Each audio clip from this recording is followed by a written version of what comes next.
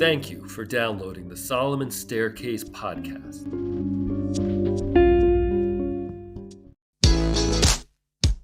Hi, and welcome to the podcast for Solomon Staircase Masonic Lodge number 357, where we talk about all things related with Freemasonry, including Hermetic teachings, philosophy, reason, spirituality, and much more.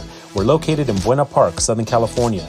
Tune in as we continue to update our podcast with informative talks and articles for Masons worldwide and those who would like to inquire within.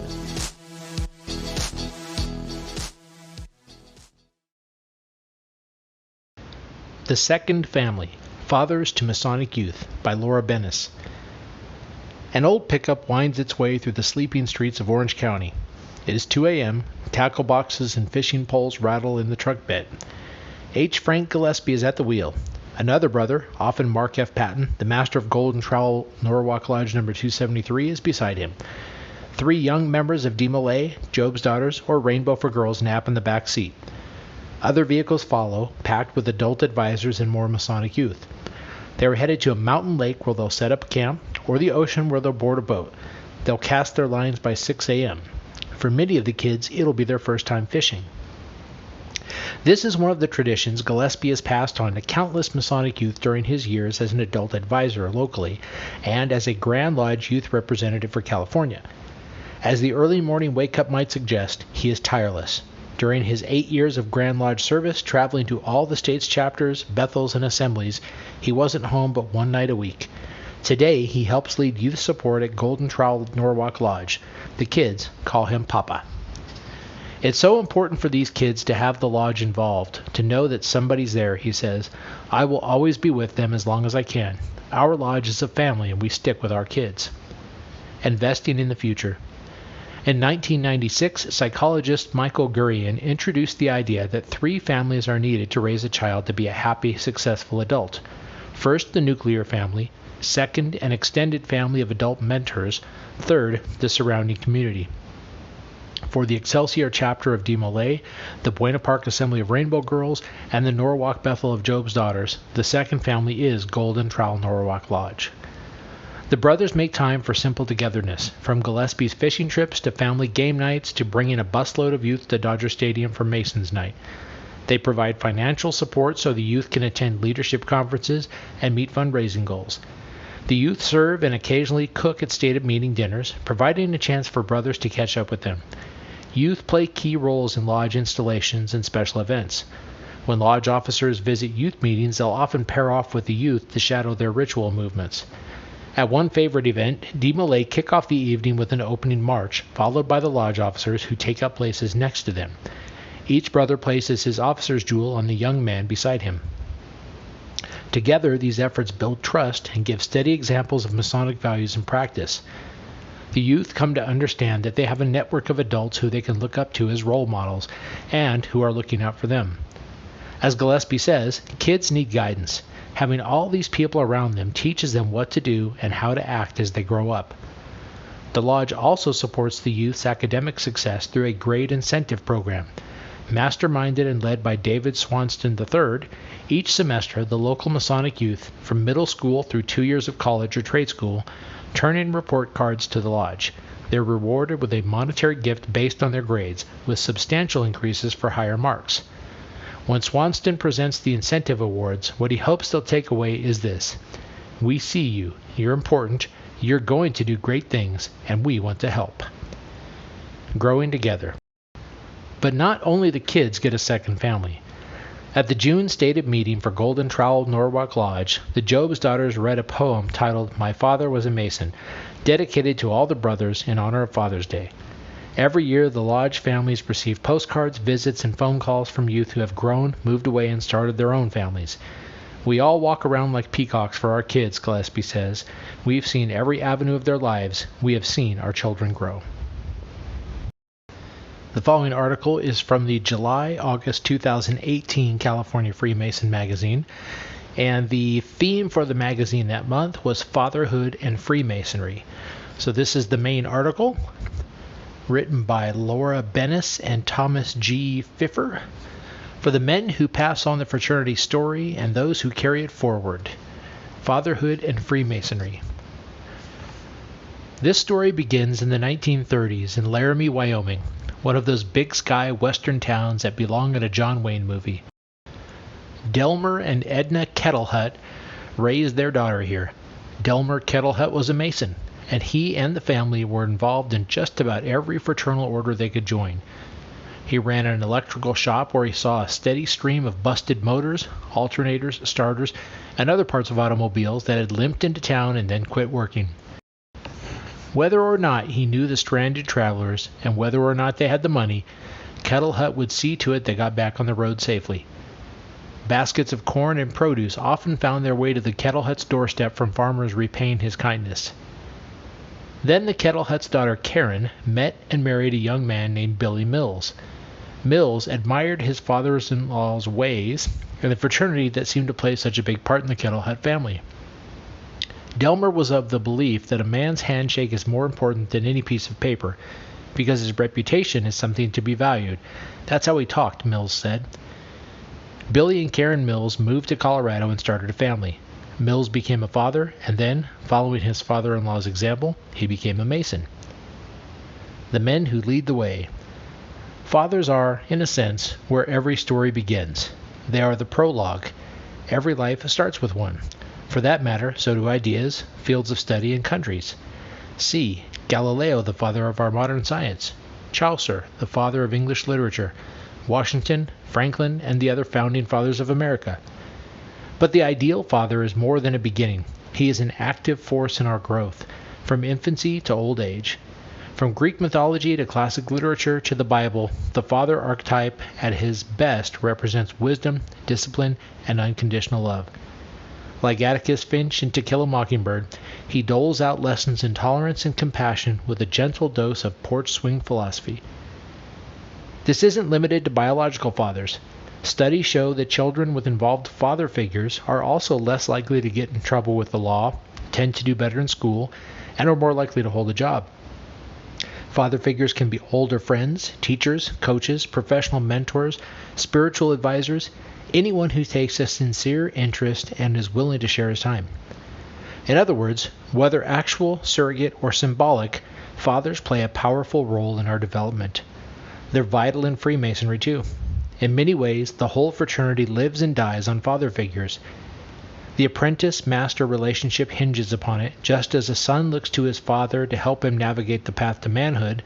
A new Mason turns to more experienced brothers in his lodge, the father figures, in all the different ways they can look, to teach him about the fraternity and help him grow into the best version of himself.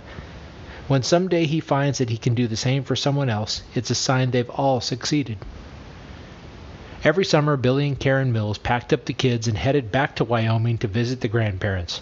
Their son, Kendall, watched his grandfather in awe, and the Masons that filtered in and out of the house all summer. Someday he decided he would become a Mason too. But by the time Kendall Mills reached the age to apply, then 21, he was on his way to marrying his high school sweetheart, and soon after that they were on their way to having 4 kids in 3 years.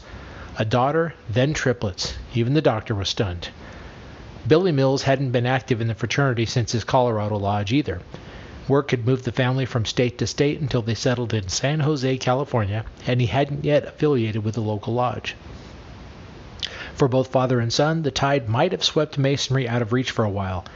Luckily, it didn't get the chance, because the next generation took a stand and turned it right back around. Kendall Mills' kids, 3 girls and 1 son, got involved in the Masonic youth orders. The age requirement for Job's daughters was lower, so the girls went first. The only boy, Keenan Mills, one of the triplets, waited impatiently to join DeMolay. By the time he started attending meetings at age 12, he wanted his father to sit in. At the time, only Master Masons were allowed. Overwhelmed with work and family, Kendall Mills worried he didn't have time for Masonry. He told his son he'd have to wait a bit. As he recalls it, his son's response was, "Like, until I'm done with DeMolay?" "After I pulled the stake out of my heart," Kendall Mills laughs, "I agreed I'd look into Masonry. Now I wish I did it sooner. I needed the push." He decided to apply to Friendship Lodge No. 210 in San Jose, where the other youth order dads were members. Then, in a sort of son-to-father domino effect, he turned around and urged his own dad to affiliate so that they could be part of the lodge together. It turned out that Billy Mills was ready for a push too. He joined Friendship Lodge in time to be part of his son's degrees. He became active again in Masonry. Scripting each good man. This is part of the power of father-son relationships. They motivate both sides to be their best. The father tries to be the best version of himself for his son so that he can protect and prepare him for the world. The son tries to be the best version of himself for his father so that he can grow to fill his shoes. As young Keenan Mills was growing up within Demolay, his father and grandfather became actively involved in Friendship Lodge. Billy Mills joined Lodge leadership in 2002 as senior steward, and Kendall Mills wound up in the junior steward's chair right behind him. For 7 years, father and son went up the line together. They spent hours practicing ritual together, often in Billy Mills' computer room, with the door closed and a Masonic Bible and English dictionary at hand. That was quality time together, Kendall Mills recalls. Talking about why they used this word, what about the deeper meaning, how can we use that in our lives? Before Masonry, we'd always bonded over sports. The conversations were more along the lines of, what kind of trades do the warriors need to make? Then Masonry came in the door. Some fathers spend time having conversations about what it means to be a good man. For others, it's a quiet process of teaching by example. The Mills men had been leading by example for years, deeply invested in giving back to the community and living upright and moral lives. But when Masonry entered the picture, they gained a way of speaking directly about those values. For more than 300 years, Masonry has served as a structure for passing down a moral code from generation to generation, and a framework that informs each member's role in society. It's a script, in many ways, for the conversations a father might have with his son. In the short term, this brings order and direction to the younger man's life. In the long term, it prepares him to be a contributing member of society, and eventually to take the elder's place. Without this chain from one generation to the next, important traditions would be lost. In a family, that could be a language, a code of values, a knowledge of family history, or a special recipe. Or it could be a tradition of Freemasonry. By the time Billy Mills took his chair in the East as master and Kendall Mills took his in the West as senior warden, father and son had spent 7 years studying ritual together. That December, in the final month of Billy Mills' term, young Keenan, then 20, submitted an application to the lodge. All 3 generations were going to be Masons. A few weeks later, when Billy Mills went out as master, he installed his son to take his place. Leaders of the modern world. For all the symbols in Freemasonry, few allude to fathers and sons, at least overtly. Perhaps the Mills men are symbols enough. They symbolize the succession plan for Freemasonry. A new generation enters the lodge, and with the help of more experienced brothers, begin their education. Eventually, they come to share in the responsibility of articulating and demonstrating that education to the next generation. They also symbolize the special bond between all the fathers and sons of the lodge, those who are related by blood and those who aren't. The mentor-mentee relationship that men discover in Masonry represents this father-son bond at its best. Brothers pass on the principles they've been taught to help new members become better fathers, better leaders, and better men. By acting in a fatherly way towards both lodge and community members in need, Masons create a virtuous circle, as those who have been given to learn to give back. Matthew Sebastian is a young Mason who currently has no children, but this does not prevent him from playing a fatherly role in the lives of other men. To him, one of the most interesting aspects of Masonry is recognizing that brothers come to Masonry from many life experiences. It's the fraternity's role to meet each man where he is, he says, in order to shape him into the best man he can be. A lot of guys come in who haven't had a great male presence in their life, Sebastian says. As members, we hold each other accountable, building each other up when we're down, calling each other out when we're wrong, and providing a badly needed support system for men that we don't get anywhere else. It all comes back to the foundational relationships, as mentor and mentee, and also as brothers, that we're forming with each other. There's nothing I would trade for these supportive relationships. They sustain me. And together, they are sustaining Masonry. In 2016, Sebastian helped form a new lodge, Semper Virens No. 860 in San Francisco. Soon after, he took a job as a new lodge development consultant at the Grand Lodge of California. In this position, he shepherds members through the steps of the lodge development process in communities underserved by Masonry. As new lodges take seed throughout the state, a new generation of Masons is stepping forward to lead. They'll instill new brothers with a solid set of values for their communities and groom them as mentors for the next chapter of the fraternity. They're an example of an expanded definition of fatherhood, one that extends beyond raising one's own children and encompasses raising men to be leaders in the modern world. Young Keenan Mills had been a Master Mason for barely a year when he joined the officer line of Friendship Lodge, following in the footsteps of his father and grandfather. He went to his grandfather for help with the ritual, just as his father had. They met in the same computer room in Billy Mills' house. They referenced the same Masonic Bible and dictionaries. The ritual lessons wove between their households. After a coaching session, Keenan Mills would often head home to debrief with his father, comparing experiences, asking if Grandpa had quizzed his father on this word or that. Billy Mills is a private, composed man, not prone to extemporaneous speeches about his emotions. He makes an exception for this subject. That was special, coaching both my son and my grandson, he says very carefully. Those were very, very special moments together over a number of years. A bond was created that was unlike any other. He pauses, then adds in the same feeling tone, "There's no way to describe what Masonry has done for this family in our lifetime." In December 2014, Keenan Mills became Master of Friendship Lodge at age 27, the youngest in Lodge history and the Lodge's first third-generation Master. It became his turn to lead the Lodge forward. His father and grandfather both played a part in his installation. Sustaining fathers, lifting sons. There is, in fact, one Masonic symbol that speaks directly to fathers and sons. In speculative Freemasonry, a son of a Mason is called a Lewis. Billy Mills, who serves as Friendship Lodge's historian, has researched the origin of the symbol and culled through Lodge archives to determine the number of Lewises in Lodge history. He found 60 father-son pairs and only 2 other 3-generation families. The Mills are the only members to have all 3 generations serve as master. When Keenan Mills became a Mason, Billy Mills presented his son and grandson with special Lewis lapel pins. In the days of operative Masonry, the Lewis was a metal clamp that made it possible for stonemasons to support and lift very heavy stones into place.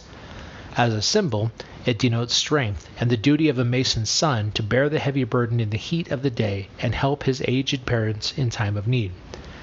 In other words, Billy Mills says, the strength of a Mason is through his son. It's proven true in his family. It was the young Keenan Mills who persuaded his father to take the leap into Masonry. Today, Kendall Mills is chairman of the fraternity's Public Schools Advisory Council in the South Bay, a representative of the Youth Orders Committee, a past inspector, and past junior grand steward, to name a few distinctions. Kendall Mills, in turn, urged his father to become active again.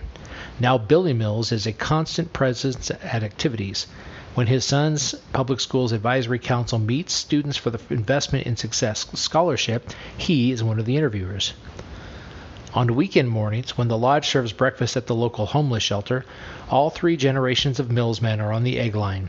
They're together at other service events year-round, along with spouses, siblings, and the next generation of the family. The youngest is Keenan Mills' niece, who is 10 months, and recently attended her first Masons for Mids fundraising. Through years of studying the ritual, coming up the line together, and serving side by side in the community, all 3 generations have pulled each other more tightly to Masonry. But, like the Lewis symbol, a great deal of strength has always come from the son, from the promise of that next generation, and from each father's commitment to be the very best for him. In this sense, the strength of Masonry will always depend upon the next generation. The fraternity survives on brothers who embrace their responsibility to prepare a new line to replace them. When their work is done, the next brothers step up to take their place, using all they've learned to fulfill their promise to the next. One after another, they'll take the prologue of their fathers and carry the story on. And then there's an editor's note. Thomas G. Pfiffer is an author, speaker, and storyteller. He is executive editor of the Good Men Project, an online community of thought leaders who explore modern masculinity. Fathers of the Fold, Uniting Faith, Fatherhood, and Fraternity by Anton R. E. Perucci. A rabbi, a priest, and a minister walk into a bar. Or so the old jokes go. The premise of the humor, of course, is that 3 men from different faiths will naturally have different perspectives of a situation, and that hilarity will ensue from their discord. Freemasonry, however, makes no such assumptions of its members. United by their fraternity, Masons of many faiths build lasting friendships that deepen their understanding of diverse perspectives. The Cantor. I see the two values, those of my faith and those of Masonry, as very similar, says Michael Anatole, a member of Channel Islands Lodge No. 214. Anatole has been a Master Mason for 4 years. For the past 4 decades, he served as a cantor of Temple Beth Torah in Ventura, California. Today, he sees the two experiences as parallel paths.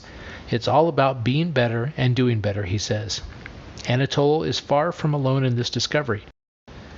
In a fraternity where faith is a prerequisite to membership, it should come as a no surprise that a number of California Masons wear the vestments of a religious office.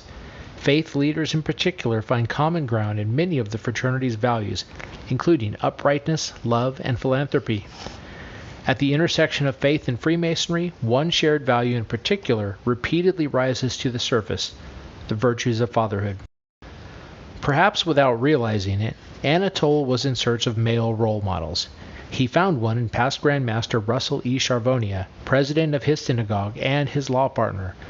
I had known Russ for a number of years, Anatole says. To me, he just epitomized the characteristics of a good man, in all ways. Thinking there had to be something to Freemasonry if his mentor was involved, Anatole decided to petition for membership. Today I can say with certainty that Russell is entirely a product of the fraternity, he says. This experience likely sounds familiar to many Masons. After all, many men seek the fraternity for the same reasons, and most have benefited from Masonic role models. But the journey is a bit different for men who are faith leaders.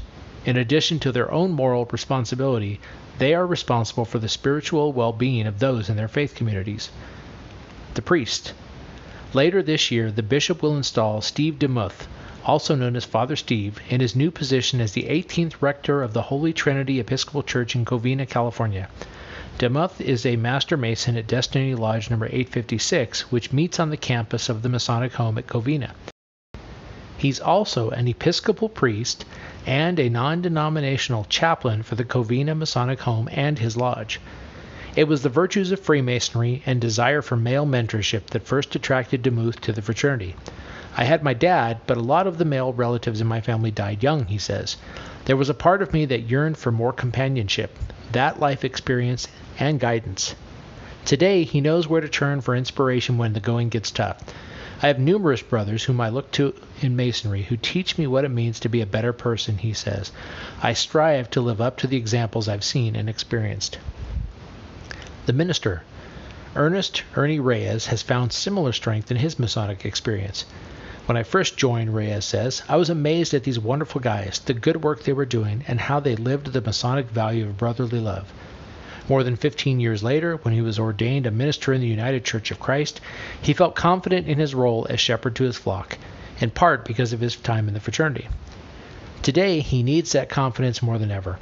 Every weekend for the past 3 years, pastoral care has taken Reyes 270 miles from his home in Los Angeles to a community in Las Vegas.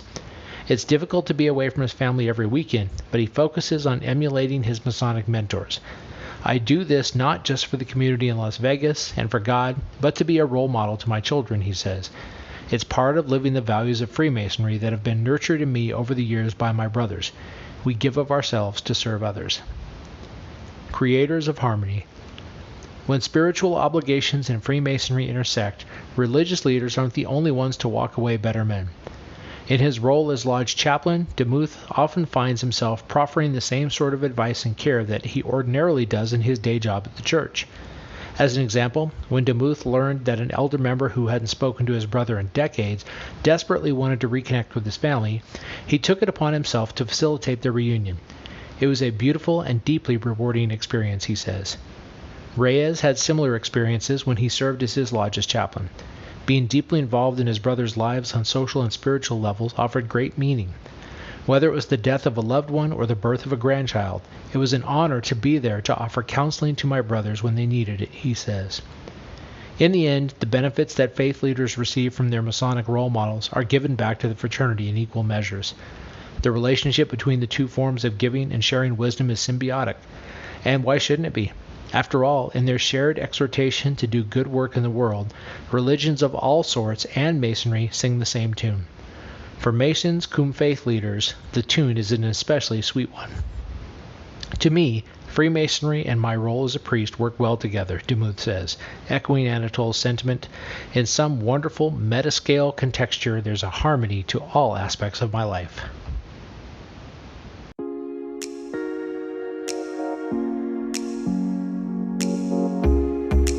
Thank you for listening. If you like what you heard, please subscribe and leave us a comment. We enjoy hearing from our listeners. If you really like what you heard, share this podcast with your friends and lodge members. Visit us online at solomonstaircase.org.